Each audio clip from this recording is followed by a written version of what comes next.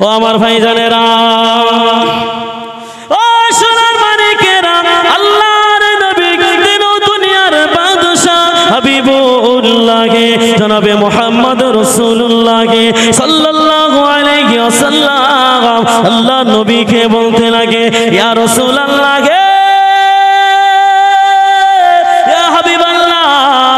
আপনি এমন আমল বলুন, আমরা আরো এমন আমল করতে চাই। আল্লাহ নবীকে যখন এই কথা বলল, আল্লাহ নবী ওই সময় বলে, ও বাবা আলী, আঙ্গুলের মতো পাশাপাশি আমার সঙ্গে জান্নাতে থাকতে চাও? আল্লাহ নবীকে বলতে লাগে, হ্যাঁ ইয়া রাসূলুল্লাহ, আপনার সঙ্গে আঙ্গুলের মতো পাশাপাশি জান্নাতে থাকতে চাই। আল্লাহ নবীকে যখন এই কথা বলল, আল্লাহ নবী বলল, তাহলে মা বাপের মধ্যে অশান্তি লেগে আছে, সেটা মিটাতে হবে। স্বামী স্ত্রীর মধ্যে অশান্তি, ওটা মিটাতে হবে। এক গ্রাম পাশের গ্রামে অশান্তি, ঝগড়া ঝামেলা, এগুলো মিটাতে হবে। যদি কোনো বান্দা বান্দি এগুলো মিটিয়ে ঘুমাতে পারে, তাহলে সে আমার সঙ্গে মৃত্যুর পরে পাশাপাশি থাকতে পারবে। আল্লাহর নবী বলতে লাগলো, ও বাবা আলী, তুমি কি এটা পারবে? আল্লাহ নবীকে বলতে লাগে, ইয়া রাসূলুল্লাহ, ইয়া হাবিবাল্লাহ, আমি এটা তো করতে পারবো না। আমি কার বাড়ি বাড়ি যাব, কার বাড়ি বাড়ি গিয়ে অশান্তি মিটাবো, এটা আমার দ্বারাই সম্ভব নয়। আপনি আমার বেয়াদবি মাফ করুন, এটা আমি পারলাম না। আল্লাহ নবী ওই সময় বলতে লাগে, ও বাবা আলী, তোমার বাড়ি বাড়ি গিয়ে ঝামেলা মিটাতে হবে না। কোনো বান্দা বান্দি ঘুমানোর আগে যদি 10 বার আস্তাগফিরুল্লাহ পড়ে ঘুমিয়ে যায়, মা বাপের মধ্যে অশান্তি, স্বামী স্ত্রীর মধ্যে অশান্তি, পাড়া প্রতিবেশীর সঙ্গে অশান্তি মিটিয়ে ঘুমালে যে সব হয়, আমার আল্লাহ পাক একজন বান্দা বান্দির নামায় আমলে ওই পরিমাণে সওয়াব দেবে। এবং সেই বান্দা বান্দি আমি রাসূলুল্লাহ আমার সঙ্গে আঙ্গুলের মতো পাশাপাশি জান্নাতে থাকতে পারবে। আল্লাহর রাসূল সাল্লাল্লাহু আলাইহি সাল্লাম ছোট্ট ছোট্ট আমল বলছে, কিন্তু তার কথার মান মর্যাদা, কথার ওজন কিন্তু বিরাট বড় বড়। তাই আমরা প্রত্যেকে এই আমলগুলো করব ইনশাআল্লাহ। বলেন ইনশাআল্লাহ করব তো? এই জোরে বলেন, করব তো? তাহলে কটা হলো?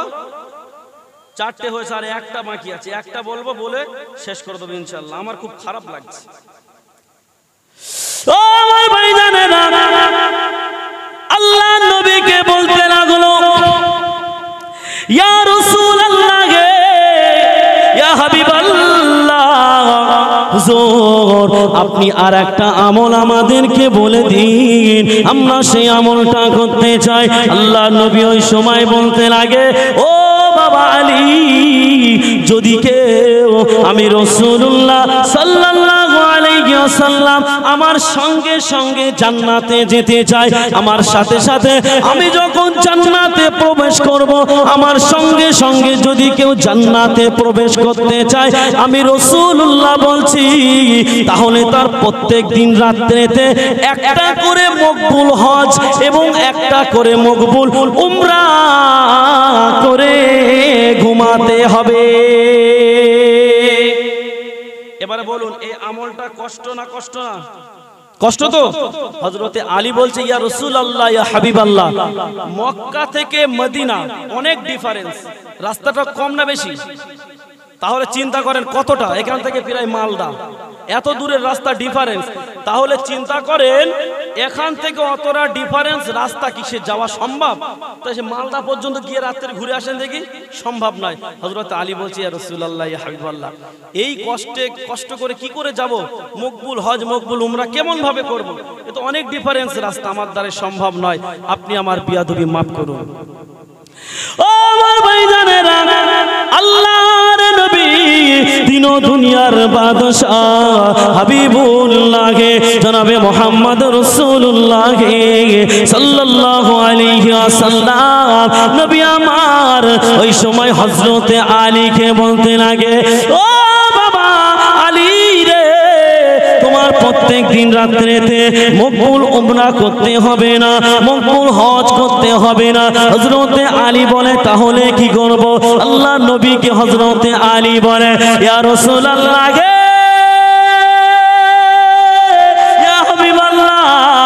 তাহলে মকবুল হজ আর উমরা কেমন ভাবে আদায় হবে? আল্লাহ নবী ওই সময় আলীকে বলতে লাগে ও বাবা আলী, তুমি শুনে রেখে দাও, জেনে রেখে দাও, পৃথিবীর জমিনে কোনো বান্দা কোনো বান্দি ঘুমানোর আগে কলেমায়ে তামজিদ আর কলেমায়ে তাওহীদটা পড়ে ঘুমিয়ে যায়।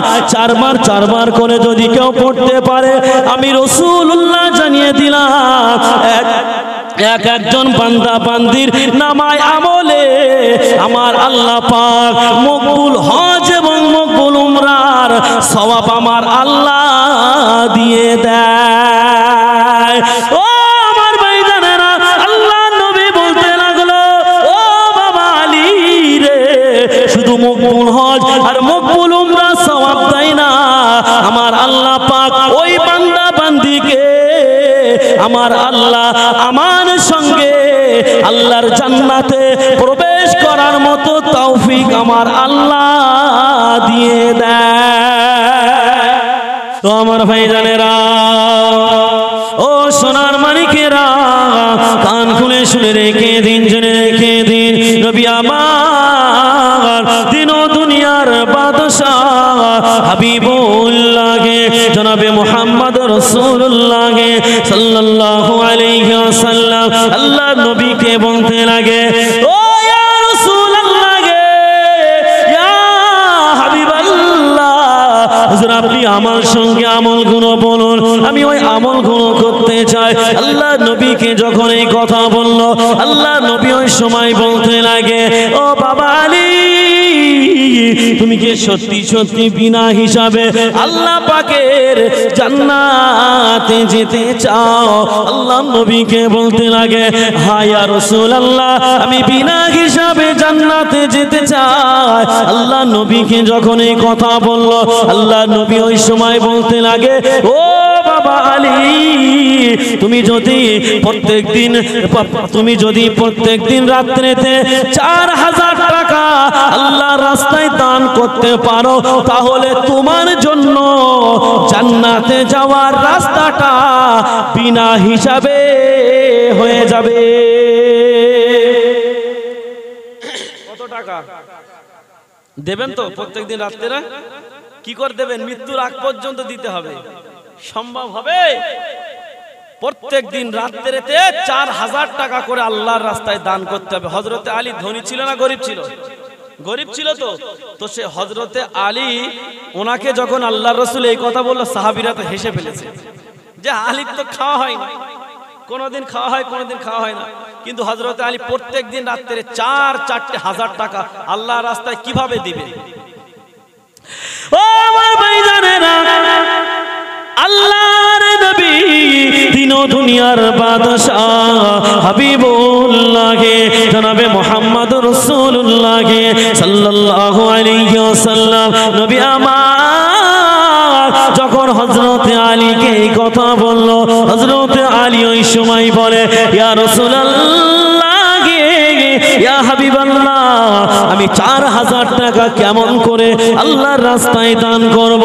আমি আলী হলাম গরিব, আমার কোনোদিন খাওয়া হয়, আবার কোনোদিন খাওয়া হয় না।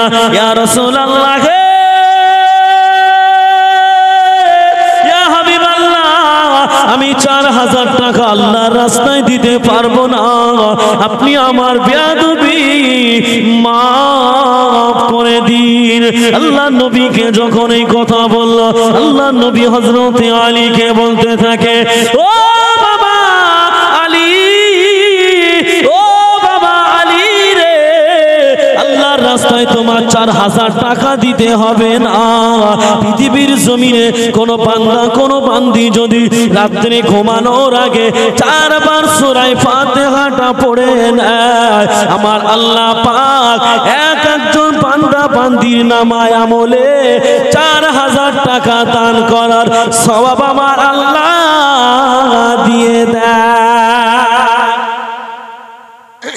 আমলটা কি খুব কষ্টের আমল হবে? সূরা ফাতিহা, সূরা ফাতিহা কি আলহামদুলিল্লাহি রাব্বিল আলামিন, জানেন তো নাকি? জানেন তো? তো আল্লাহ রসুল বলল, তুমি যদি রাত্রিতে 4000 টাকা না দিতে পারো তাহলে 4 বার সূরা ফাতিহা পড়বে। কোন বান্দা বান্দি যদি 4 বার সূরা ফাতিহা পড়ে, আমার আল্লাহ তার নামায় আমলে 4000 টাকা দান করার সওয়াব দিয়ে দেবে। বলুন সুবহানাল্লাহ। ও আমার ভাইজানেরা, আমার আল্লাহ পাক শুধু 4000 টাকা দান করার সওয়াব দেবে না, আমার আল্লাহ পাক ওই বান্দা ওই বান্দির জন্য মৃত্যুর পরে বিনা হিসাবে জান্নাতে যাওয়ার রাস্তাটা আমার আল্লাহ পাক সহজ করে দেবে। ও আমার ভাইজানেরা, আল্লাহর নবী দিন ও দুনিয়ার বাদশাহ হাবিবুল্লাহ জনাবে মুহাম্মদ রাসূলুল্লাহ সাল্লাল্লাহু আলাইহি ওয়াসাল্লাম আল্লাহ নবীকে হযরতে আলী এবারে বলতে লাগে, ইয়া রাসূলুল্লাহ গে, ইয়া হাবিবাল্লাহ, হুজুর আপনি এমন আমল আমাকে আরো বলুন। আপনি যদি এমন আমল যদি আমায় বলেন, আমি আলী আমি করতে চাই আর বিনা হিসাবে আল্লাহর জান্নাতে যেতে চাই। বলছে আপনি এমন আমল আরো বলুন, আরো বলুন, আমি এমন আমল করতে চাই বিনা হিসাবে জান্নাতে যেতে চাই। ও আমার ভাইজানেরা, আল্লাহর নবী হযরত আলীকে বলতে লাগে, বাবা আলী এমন আমল যদি তুমি করতে চাও তাহলে তুমি শুনে রেখে দাও, জেনে রেখে দাও, তুমি প্রত্যেক দিন রাত্রেতে ঘুমানোর আগে তুমি গোটা 30 পারা কোরআন পড়ে ঘুমাবে। আল্লাহ নবী যখন এই কথা বলল, আল্লাহ নবীকে বলতে লাগে, ইয়া রাসূলুল্লাহ, ইয়া হাবিবাল্লাহ, আমি যদি গোটা 30 পারা পড়ে ঘুমাই, রাত পার হয়ে যাবে, আমি আলী ঘুমাবো কখন? আল্লাহ নবীকে বলতে লাগে, ইয়া রাসূলুল্লাহ গে, ইয়া হাবিবাল্লাহ, আমি গোটা 30 পারা যদি পড়ি, সারা রাত পার হয়ে যাবে, আমি আলী ঘুমাবো কখন? আল্লাহ নবী ওই সময় হযরতে আলীকে বলতে লাগে, ও বাবা আলী রে, তোমার গোটা 30 পারা কোরআন কষ্ট করে দাঁড়িয়ে দাঁড়িয়ে পড়তে হবে না। আমি রাসূলুল্লাহ আমি জানিয়ে দিলাম, কোন বান্দা কোন বান্দি যদি ঘুমানোর আগে 3 বার সূরা ইখলাসটা পড়ে নেয়, আমার আল্লাহ পাক এক একজন বান্দা বান্দির নামায় আমলে গোটা কোরআন খতম করার সওয়াব আমার আল্লাহ দিয়ে দেয়। ও আমার ভাইজানেরা, শুধু গোটা কোরআন খতমের সওয়াব দেয় না, আমার আল্লাহ পাক এক একজন বান্দা বান্দিকে আল্লাহর জান্নাতে যাওয়ার জন্য, বিনা হিসাবে জান্নাতে যাওয়ার জন্য আমার আল্লাহ পাক তার রাস্তাটা ক্লিয়ার করে দেয়।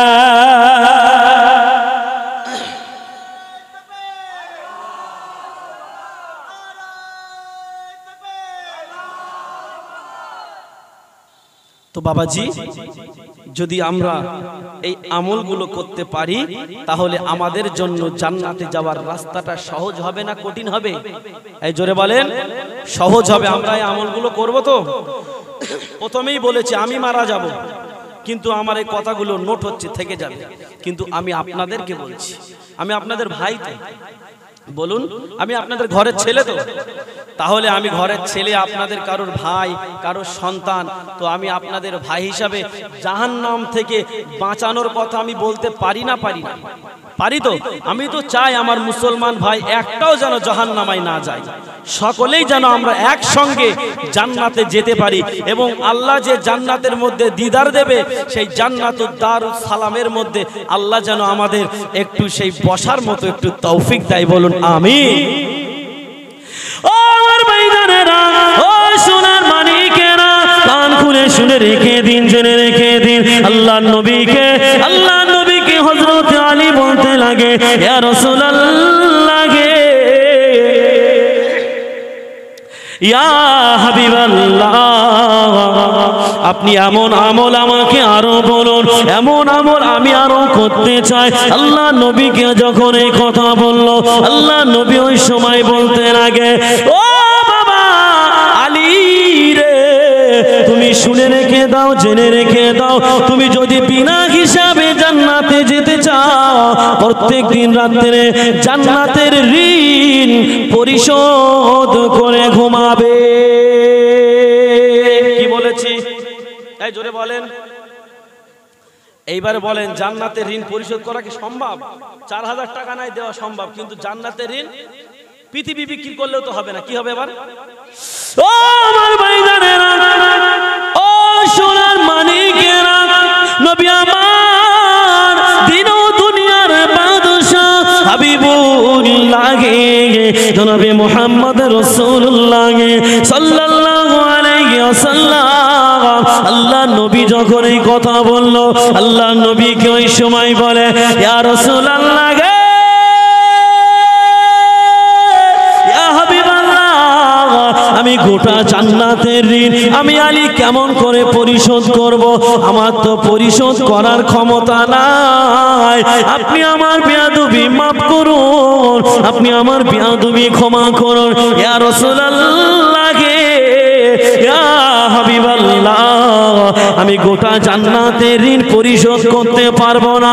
কেননা আমার আল্লাহ পাক জান্নাতে মহিলাদের যে ওড়না দেবে, একটা ওড়নার মধ্যে যে পাথর থাকবে, একটা পাথরের দাম 7 তবক জমিন আসমান বিক্রি করলে একটা পাথরের মূল্য হবে না। ইয়া রাসূলুল্লাহ গে,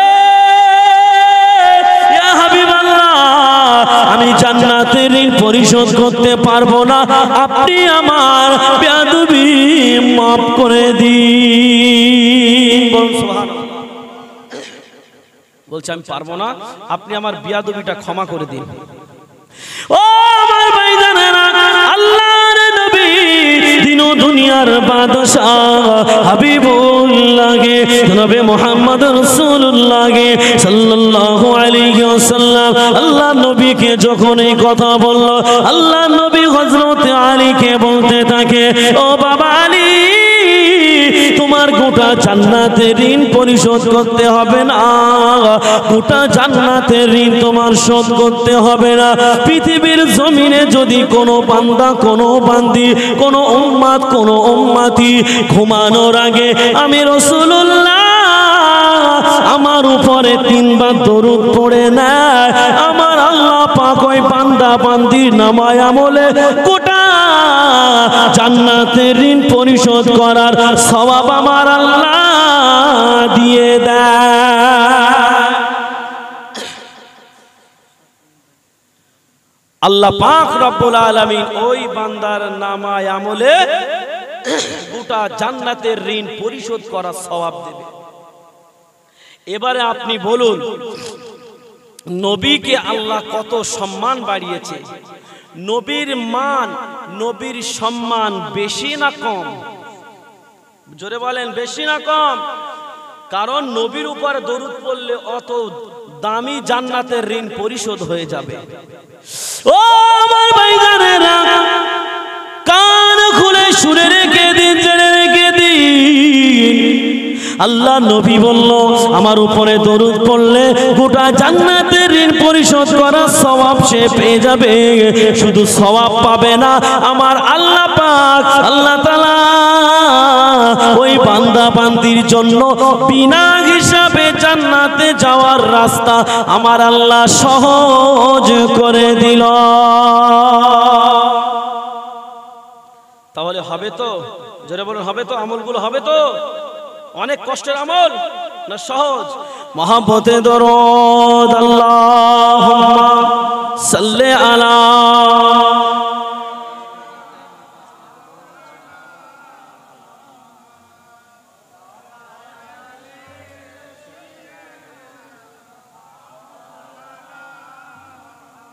কালমা লা ইলাহা ইল্লাল্লাহ, লা ইলাহা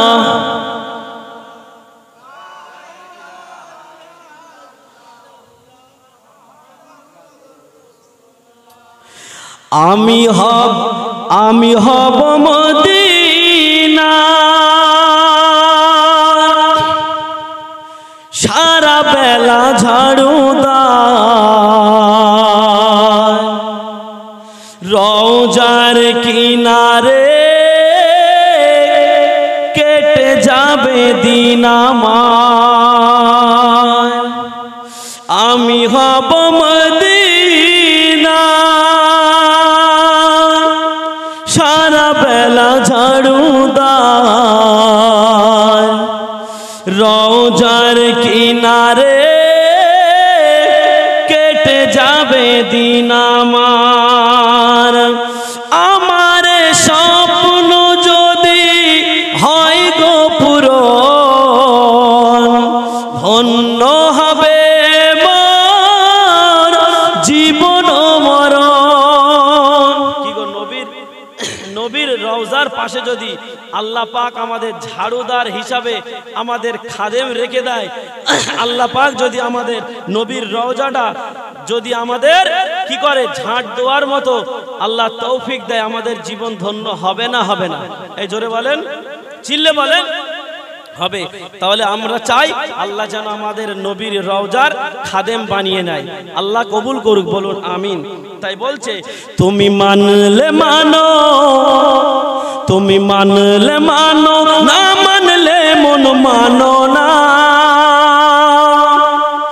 আশিকেরি আসল জান্নাত সোনার মদিনা আশিকেরি আসল জান্নাত সোনার মদিনা তুমি মানলে মানো না মানলে মন মানো না আশিকেরি আসল জান্নাত সোনার মদিনা আশিকেরি আসল জান্নাত সোনার মদিনা আশিক হৃদয়ের যত ইশকেরি জ্বালা আশিক হৃদয়ের যত ইশকেরি জ্বালা দূর করিতে পারে